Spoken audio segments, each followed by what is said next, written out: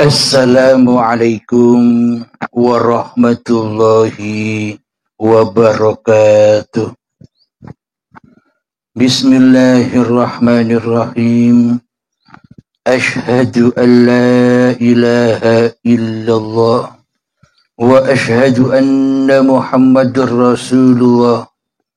Allahumma salli ala sayyidina Muhammad wa ala ali sayyidina Muhammad. Rabbi shrah li sadri wa yassir li amri wahlul 'uqdatam min lisani yafqahu qawli. Amin. Bismillahirrahmanirrahim. Salam hormatku, salam ta'zimku kepada para sahabat jamaah Uripe Allah dimanapun Anda berada, baik yang ada di dalam ataupun yang ada di luar negeri. Semoga kita semua senantiasa dibukakan oleh Allah kepahaman-kepahaman tentang babakan ketuhanan. Amin ya rabbal alamin. Di pagi yang indah ini, temanya berjudul Allah yatim piatu. Bismillahirrahmanirrahim. Kami bacakan di dalam surat Al-Ikhlas. Bismillahirrahmanirrahim. Qul huwallahu ahad. Artinya, katakan Muhammad, dialah Allah yang Maha Esa. Ini arti menurut tafsir Al-Qur'annya secara syariatnya. Mari kita buka bersama makna yang tersimpan, makna yang terpendam, makna yang terrahasia dari ayat pertama dari Al-Ikhlas ini. Bismillahirrahmanirrahim. Qul, katakanlah wahai Muhammad. Muhammad di sini adalah manusia yang sudah tidak ada kewujudan manusianya lagi di hatinya.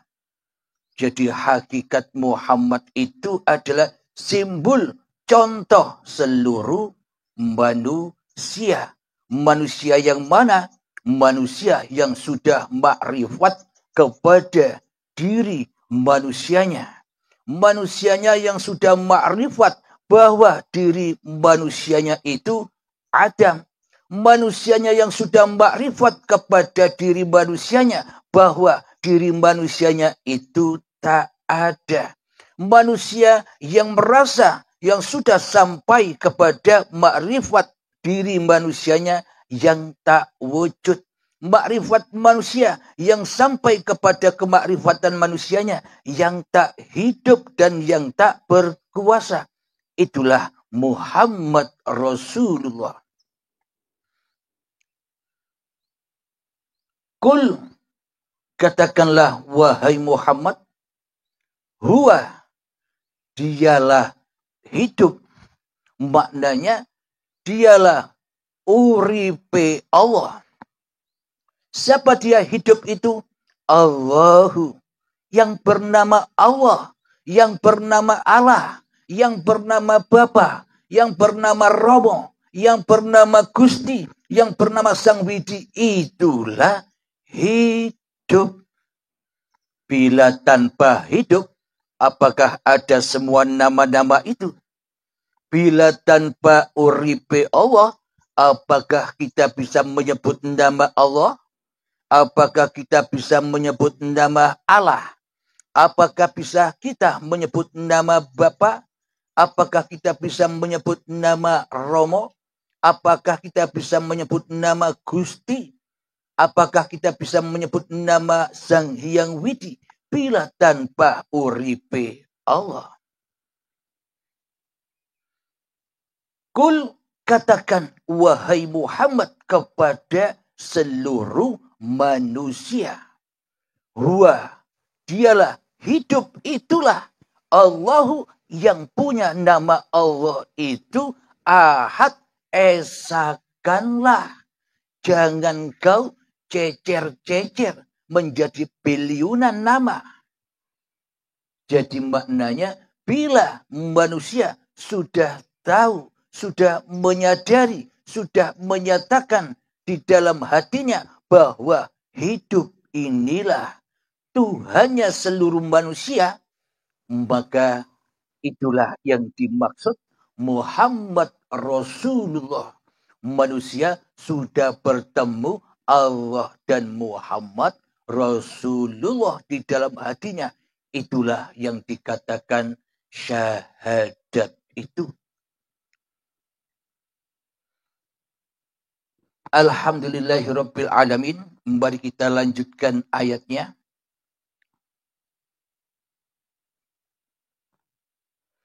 Allahus Somad. Allah tempat meminta segala sesuatu. Allah yang mana? Hidup yang kita akui sebagai hidup manusia kita itulah tempat meminta segala sesuatu. Bila tak ada hidup, bila tak ada uripe Allah, apakah manusia bisa meminta-minta? Bila tak ada hidup, bila tak ada uripe Allah, apakah manusia bisa berdoa-doa? Bila tanpa hidup, bila tanpa uripe Allah, apakah manusia tahu siapa diri manusianya? Bila tanpa uripe Allah, apakah kita tahu siapa diri kita? Tanpa uripe Allah, kita tak akan pernah tahu bila kita ini namanya manusia. Jadi kabar dari uripe Allah lah, kita tahu bahwa diri kita adalah manusia.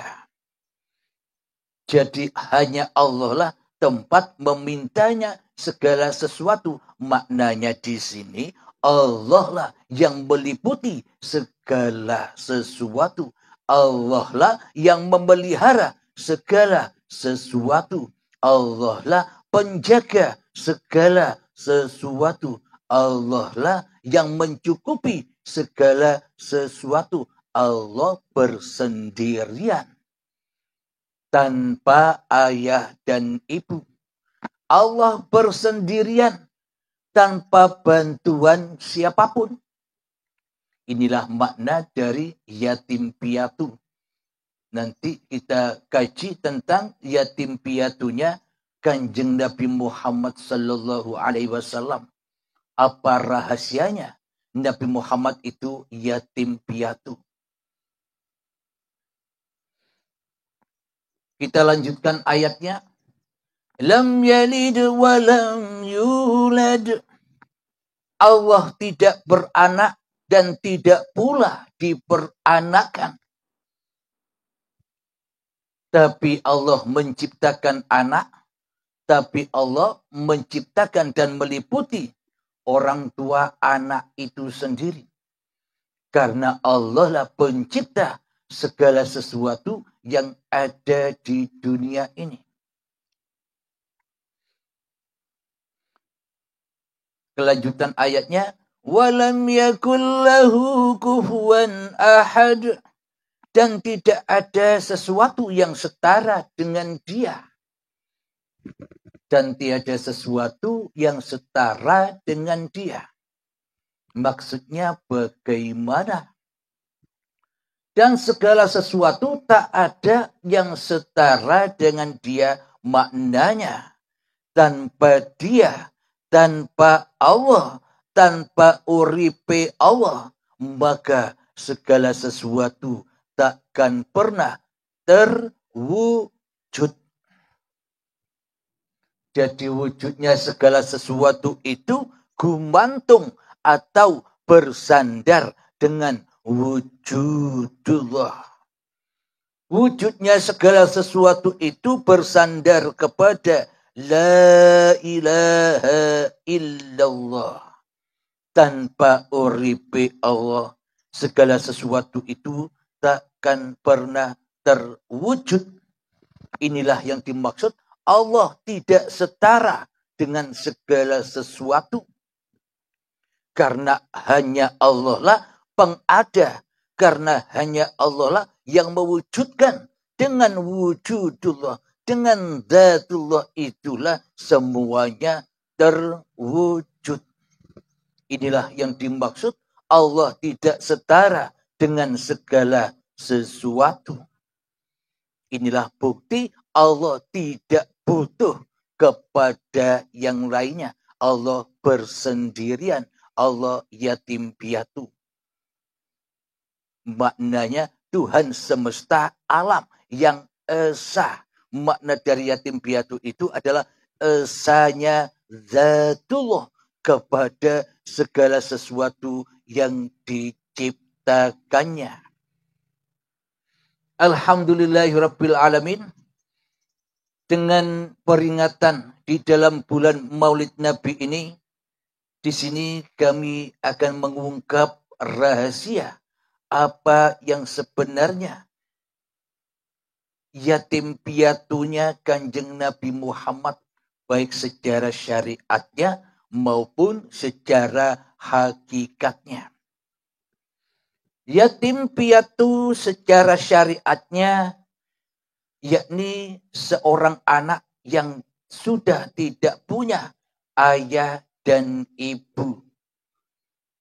Sudah kita ketahui bersama sejarah junjungan kita semua Kanjeng Nabi Muhammad sallallahu alaihi wasallam, ketika di dalam kandungan Kanjeng Nabi Muhammad sudah ditinggal pergi menghadap ilahi ayahanda Abdullah.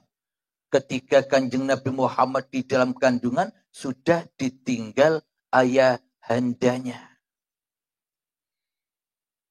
Maka yatimlah Nabi Muhammad saat sejak di dalam kandungan. Sampai pada usianya 6 tahun, maka menyusulah ibunda Rasulullah sallallahu alaihi wasallam, Siti Aminah, begitupun juga menghadap Allah. Jadi banyak perbincangan di luar sana yang menghukumi kedua orang tua Kanjeng Nabi Muhammad sallallahu alaihi wasallam. Orang tua Kanjeng Nabi Muhammad, Abdullah dan Siti Aminah itu apakah termasuk orang-orang Islam apa bukan orang Islam? Pertanyaannya di luar begitu.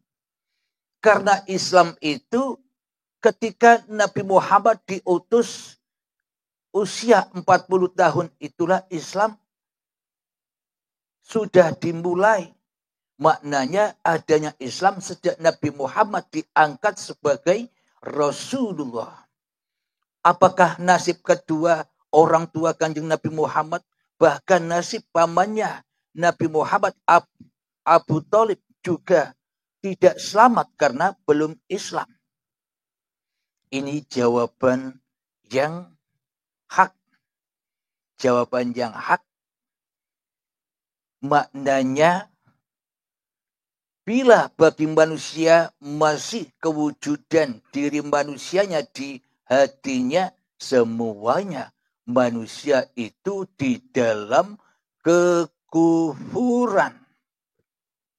Jadi siapapun manusianya, bila manusianya lebih wujud, lebih hidup, lebih kuasa di dalam hatinya daripada wujud Tuhannya, maknanya manusianya kan masih belum kembali. Masih jadi Tuhan, selamanya terhukumi kufur di sisi Allah. Akan tetapi secara logikanya mari kita hayati bersama. Ayahanda Abdullah dan ibunda Siti Aminah, ketika meninggalnya manusia, ketika wafatnya manusia, manusia maka dipaksa melepaskan apa-apa yang dicinta-cintainya di dalam hatinya. Ketika saat syakaratul maut tiba, manusia dipaksa, disucikan oleh Allah, dikelongkop amalnya, dikelongkop ilmunya, dikelongkop hartanya, dikelongkop apa-apa yang dicintai di dalam hatinya saat Baiatul Akbar itu tiba.